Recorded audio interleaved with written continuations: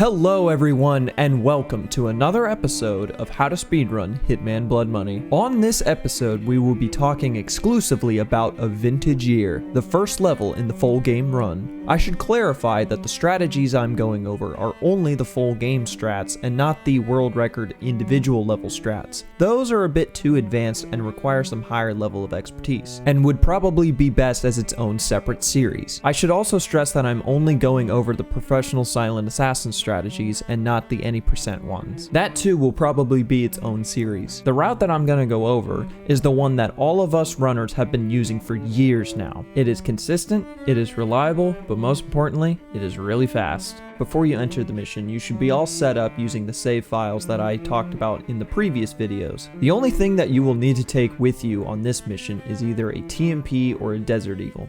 Starting things off, you're going to run through this door and throw a coin to your left, behind this guard. This will cause him to not run after you when you enter into the restricted area. Next, go towards your first target, Manuel, and take out your fiber wire. Crouch behind Manuel and creep into this room. Professional is really sensitive, so this guard would turn around if you got too close to him. Once you're in the clear, use the mechanic I talked about in the previous episode and snap Manuel's neck. This guard will not turn around to see the dead body, so all we have to focus on now is Don Fernando. Run out the door and head towards the house. Go through the gate and take a right. Drop a syringe for this guard if you want, but it's not 100% necessary. What is necessary is dropping a RUAP mine next to this wooden pillar thing on the wall. This is right underneath where Don Fernando is going to stand under for about a minute. So now it's time to exit. Head downstairs through this door and take out your TMP or your Desert Eagle. While still running downstairs, fire a shot or two. This will panic everyone below you, including this guy on the elevator. The reason why we do this is because once we get on the elevator and hit the button to go down to the hangar, there will be no delay from the worker needing to get off. In order to activate the elevator quickly, run past the button into this little corner and spam E.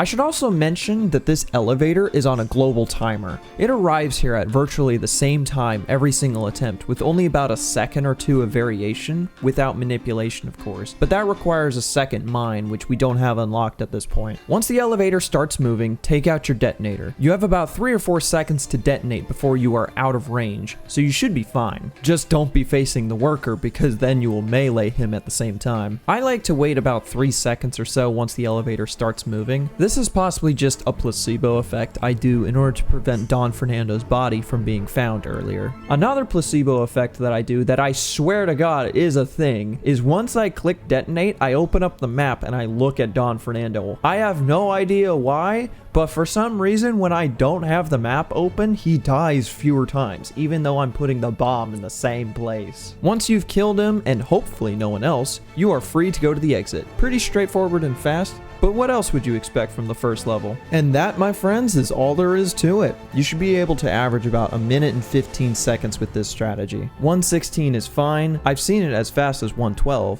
But as long as you're within that range, you're golden. With that said, that'll be the end of this tutorial for a vintage year. I'll catch you guys next time when we talk about the next level, Curtains Down. Bonsai!